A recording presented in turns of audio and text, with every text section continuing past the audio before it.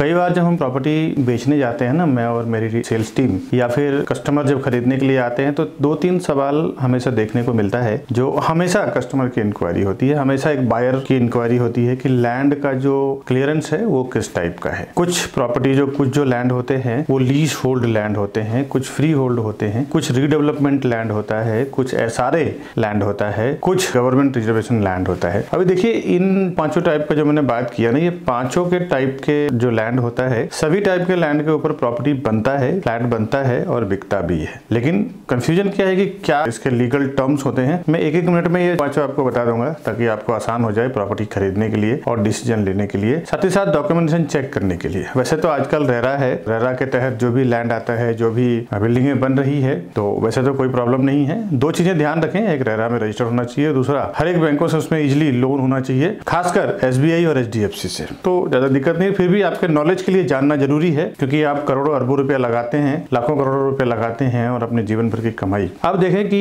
SRA land क्या होता है। स्लम रिहेबिलिटेशन एक्ट, ये जो एक्ट है ना, इसमें तहत होता क्या है कि एक बड़ा सा जो चौल एरिया होता है, जो स्लम एरिया होता है, वहां पे 100, 150, 50 जितने भी चौल होते हैं, जितने भी स्लम होते हैं, सबके साथ एक मीटिंग होती है कि भाई हम यहाँ पे एक रेजिडेंशियल फ्लैट्स बनाने वाले हैं, तो क्या होने वाला है वहाँ पे। सपोज करिए उसमें एक 5 एकड़ का लैंड है और 150 स्लम्स हैं, वहाँ पे 150 स्लम्स हैं। अब वो 5 एकड़ के लैंड में 1 एकड़ डेडिकेटली उनको दे दिया जाता है, या कुछ एक जो एग्रीमेंट वहां से तय होता है कि हम 150 घर जो है इनको 150 फ्लैट में कन्वर्ट करके देंगे, अलग से बिल्डिंग बना के देंगे। 1 एकड़ का एरिया उनको दे देंगे, बाकी का 4 एकड़ जो बचेगा उसमें गवर्नमेंट के जो लीगल वहां की गवर्नमेंट बॉडी होती है उनसे अप्रूवल लेके, सीसी रेरा सारा कुछ करके परमिशन लेके फिर हम वहां पे बिल्डिंग बनाएंगे। ये पूरी तरह से लीगल वर्क है, इसमें कोई भी प्रैक्टिस गलत नहीं है। जो एसआरए लैंड होता है वहां पे भी आप प्रॉपर्टी खरीद सकते हैं क्योंकि एसआरए का जो लोगों का ऑपरेटिंग होता है ना, वो बिल्डिंग पूरा बिल्डर सेपरेट कर देते हैं और बाकी के जो 4 एकड़ में जो वो बेच रहे हैं उसकी पूरी एमिनिटीज और ऑपरेशन अलग हो जाता है, तो एक दूसरे का लेना देना भी नहीं रहता है। ऐसे प्लॉट में भी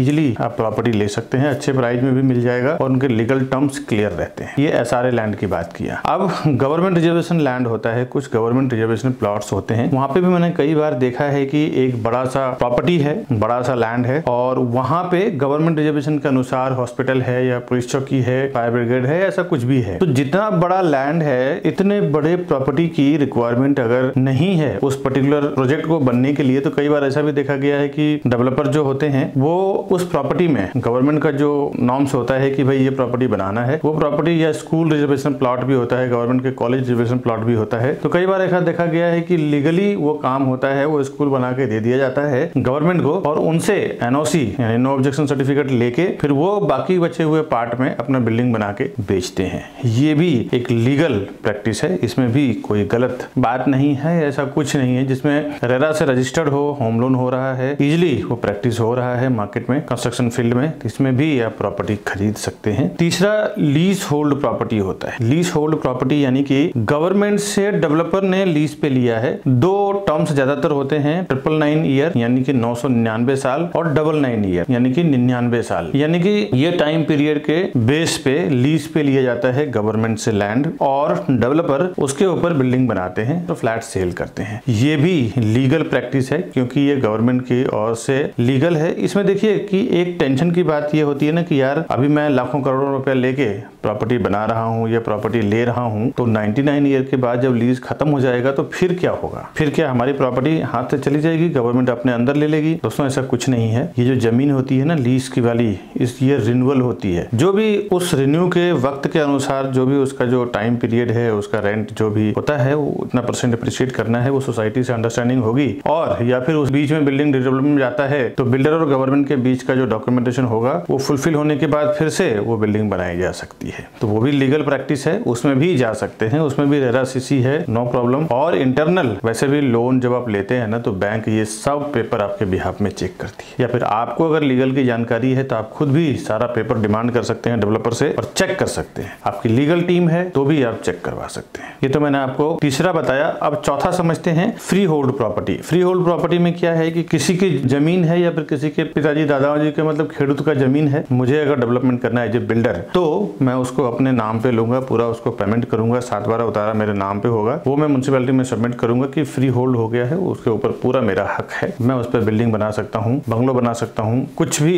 बना सकता सकता हूँ। उसके बाद उस एरिया का जो FSI होगा, फ्लोर स्पेस इंडेक्स होगा, मैंने फ्लोर स्पेस इंडेक्स क्या होता है उसके ऊपर मैंने एक वीडियो बनाया है, आप जाके देख सकते हैं मेरे चैनल पे। फ्लोर स्पेस इंडेक्स यानी FSI जो उस एरिया का हो, तो उस अनुसार हमें बिल्डिंग बनाने का परमिशन मिलता है। सपोज करिए कि 1 लाख स्क्वायर फुट की जमीन है और 3 का FSI है, तो 1 लाख स्क्वायर फुट के ऊपर हमें कारपेट एरिया जो हम सेल करते हैं 3 लाख स्क्वायर फुट बनाने का परमिशन मिलता है। ये मैं सारे टाइप के लैंड के ऊपर बात कर रहा हूँ, सिर्फ मैं फ्री होल्ड की बात नहीं कर रहा हूँ। तो वहाँ के FSI के अनुसार म्युनिसिपल कॉर्पोरेशन उसको परमिट करती है कि आप बिल्डिंग बना सकते हैं, और वो पूरी तरह से फ्री होल्ड प्रॉपर्टी होती है। जो पूरी बिल्डिंग रेडी होने के बाद इसका कन्वेंस दे दिया जाता है सोसाइटी को, सोसाइटी की पूरी राइट हो जाता है उस बिल्डिंग का, साथ ही साथ उस पूरे लैंड का। वो बाद में कुछ भी डिसीजन ले सकती है कि इसको रीडेवलपमेंट पे देना है या फिर खुद बिल्डिंग रखना है या क्या करना है। अब एक टाइप का और है, वो है रीडेवलपमेंट लैंड। जो प्रॉपर्टी होती है वो तो इजीली सुन के ही लग रहा है कि बिल्डिंग बनी हुई है, 4 माले की बिल्डिंग है या 7 माले की बिल्डिंग है, पुरानी हो चुकी है, 20 साल 30 साल 50 साल 60 साल जर्जर हो चुका है जमीन। तो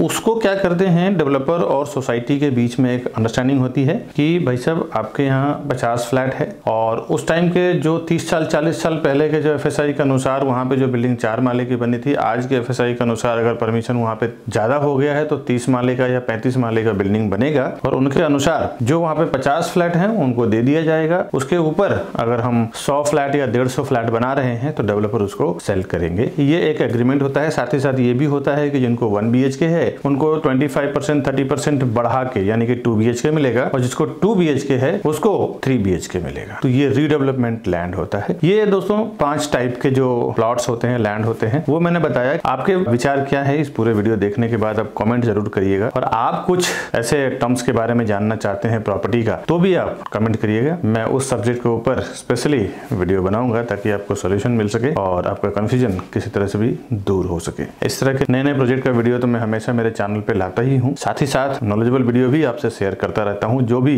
मैंने 12-15 सालों में प्रैक्टिकली एक्सपीरियंस किया है। मिलता हूँ नई वीडियो में, तब तक के लिए नमस्कार।